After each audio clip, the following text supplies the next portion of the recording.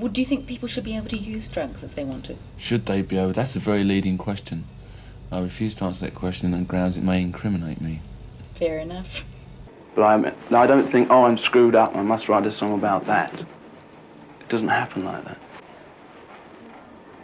It's just a lack of people liking what you do. It's not a secret of anything. It's just doing the best you can and putting everything you've got into it and hoping people will like it. There's no real secret to that. Either people do like it or they don't. The Rolling Stones are one of the most influential rock bands in history, a group whose swagger, sound, and attitude have defined generations of music fans. Yet, with even decades of celebrated songs, not every track has aged to the band's liking, especially for Mick Jagger. While he has rarely been one to dwell on his own lyrics or dissect the band's output, there's one song in particular he has openly admitted to regretting. The Origins of Street Fighting Man. Rock and roll's gotten to such a weird thing now because so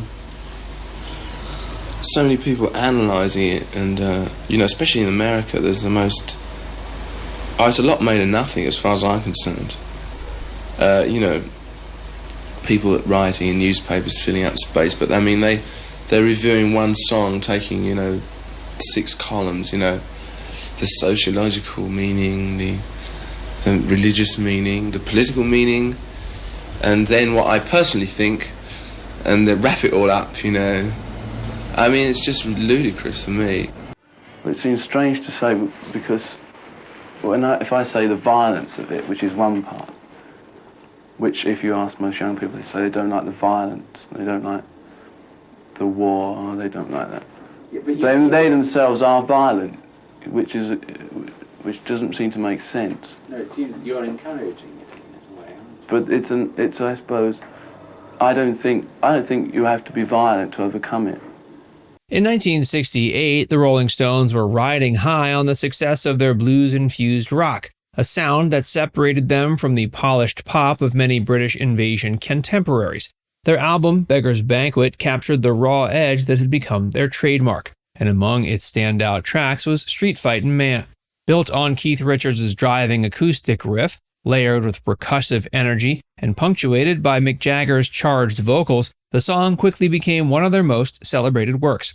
Critics hailed its urgency and grit, while fans embraced it as an anthem for political unrest. The inspiration came directly from the turbulent events of 1968, particularly the riots in Paris. What began as student protests against poor conditions escalated into a national movement, culminating in a massive worker strike involving roughly 10 million people. Jagger, always attuned to the cultural pulse, found himself drawn to the spirit of rebellion. While the lyrics were never an exact chronicle of the events, the song's tone reflected dissatisfaction with the political climate and a sense of frustration over the state of the world. From a musical standpoint, Street Fighting Man stood out not only for its subject matter, but for its unconventional recording. Richards famously used an acoustic guitar to create a biting tone that mimicked the force of electric rock. Coupled with Charlie Watts' pounding drums and Brian Jones's sitar, the track fused rock energy with a distinct Eastern influence.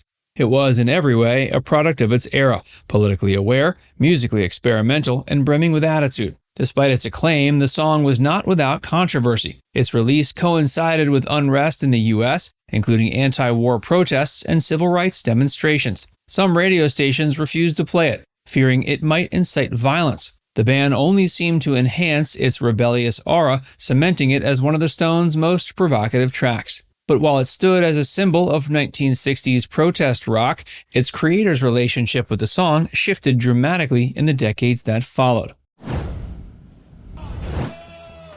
Jagger's changing view of the song. I can say that as I've been playing it all the years, it's never quite the same. Every time we play it, it's a charge. I think reignited something within all of us. But I think it's timeless. Let you know when I croak. Mick Jagger has never been the type to nostalgically romanticize every track he's written. While many artists cling to their hits as unshakable treasures, Jagger has often been candid about which songs he feels have aged well and which have not. By 1995, when speaking to Rolling Stone magazine, his enthusiasm for Street Fighting Man had waned. Quote, "I'm not sure if it really has any resonance for the present day," he admitted. I don't really like it that much. I thought it was a very good thing at the time. This comment was revealing, especially given how beloved the song was among fans. It suggested that while the track may have perfectly captured a moment in history, its topical nature left it feeling somewhat dated to Jagger. In other words, the raw urgency that once made it powerful had become, in his view, a relic of another era. While the music itself might still pack a punch, the lyrical relevance had diminished. It's worth noting that Jagger's perspective on certain songs often differs from the public's. The Stones have never been purely a political band. They've dabbled in social commentary, but their lasting appeal has largely rested on timeless rock and roll swagger and sustained activism. For Jagger, a song like Street Fighting Man may have been tied too closely to its original political moment to hold personal meaning decades later. Still, his lack of fondness for the song didn't mean it disappeared from the band's live shows. The Stones have continued to perform it over the years, with audiences responding enthusiastically.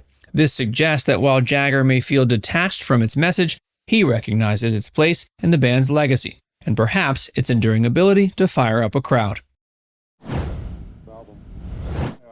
Other songs the Stones have reconsidered. I think it's a terrific record. Stinks. Wait till the next one. Some of them say your record is sexist and possibly racist. What do you say about that? The next one's going to be more racist and more sexist, and it's going to be a whole bunch better. You've touched a lot of people's lives. How does it make you feel?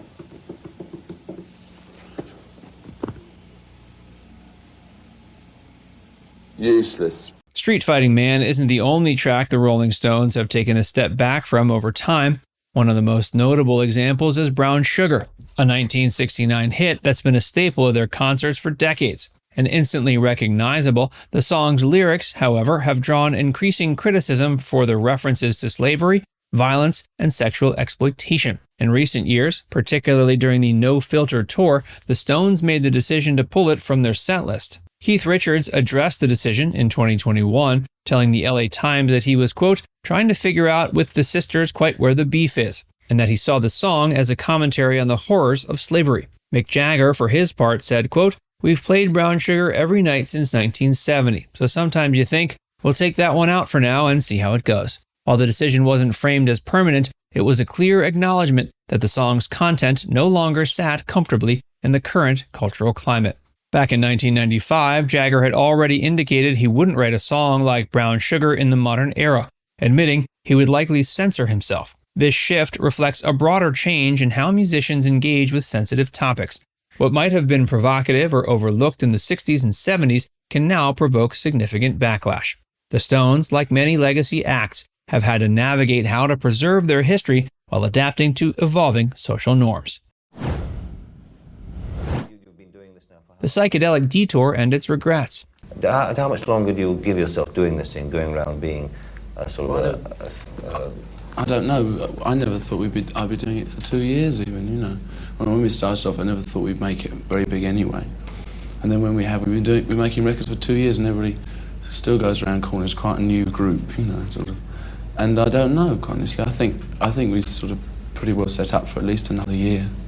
While Street Fighting Man and Brown Sugar are tied to specific lyrical controversies or changing interpretations, there's another category of Stones songs that the band has simply grown to regret musically. In the mid to late 60s, they briefly veered into psychedelic rock, inspired in part by the Beatles' creative experiments. The most infamous result of this period was their 1967 album, Their Satanic Majesty's Request.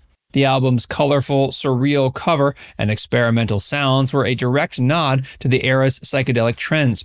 But not everyone in the band was on board. Keith Richards later described the project as a, quote, mishmash of rubbish, and claimed that none of us wanted to make it. Mick Jagger has also expressed ambivalence towards the record, which he felt was more about following a trend than expressing the Stones' true identity.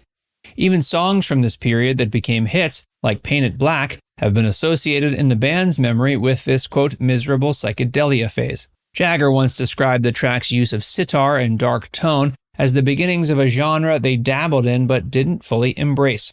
This detour into psychedelia serves as a reminder that not all regrets stem from lyrical missteps or political statements. Sometimes they simply come from artistic choices that, in hindsight, didn't align with the band's core strengths. Why Street Fighting Man still matters.